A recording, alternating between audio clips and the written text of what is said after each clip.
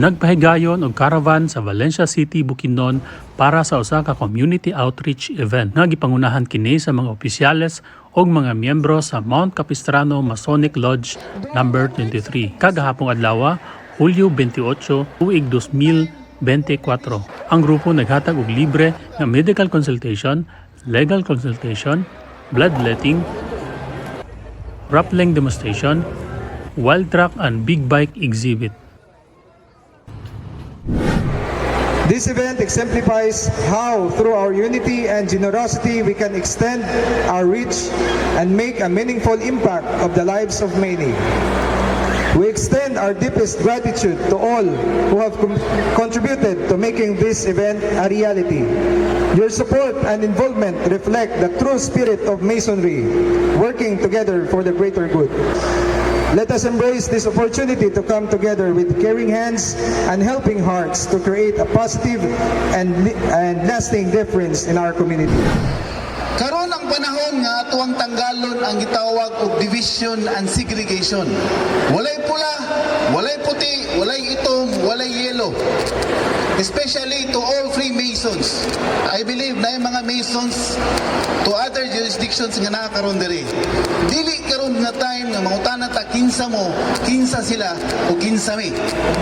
Dako kayo ang field and diha sa field daghan kay mga tawo nga kinanglanon sa tong tabang.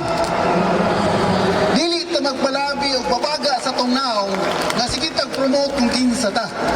Ang tinuod nga kinanglan nato dili kita kundi ang mga tao nga naa sa gawas nga nagkinanglanon sa tuang tabang.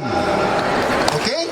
Kanino mga Freemasons nga nakaroon din sa kong atubangan ning gawas sa tong comfort zones because we want to extend our services and love diha gyud sa actual nga field.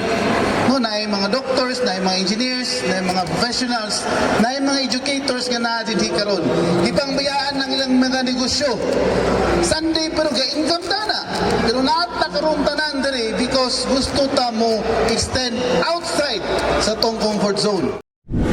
Ang ating pong hangarin sa umagang ito ay maibahagi po natin ang pagmamahal, kalinga at pagmamalasakit sa ating kapwa sa pamamagitan po ng mga serbisyong libre. We have free medical consultations, bloodletting, and even free legal consultations for those who have problems and issues on legal matters. Ang lakas po ng ating masonerya ay nasa puso po ng bawat isang manggagawa na bumubuo nito. Kaya po tayo ay binigyang kalayaan ng ating dakilang lumikha ng buong sanlibutan na pagyamanin natin ng ating mga sarili bilang isang mason. Ito ay isang banal na tungkulin po na dapat nating gampanan sa araw-araw nating pamumuhay. Linisin natin ang ating mga puso nang matagumpay nating maibahagi ang liwanag na taglayo nito sa buong sanlibutan. As Masons, we are workers and builders of institutions. We are builders of temples of compassion, humility, liberty, equality, and fraternity. We are all instruments of extending brotherly love, relief, and truth in the hearts of our fellow men. The strength of our cause in making better men out of good men resides among ourselves, through ourselves and within ourselves. We have to strive each day harder to live up the highest principles, values, and ideals of morality, sacredly embedded under the doctrines and tenets of our ancient fraternity. At tayo ang mga manggagawa ng ating kasaklawan.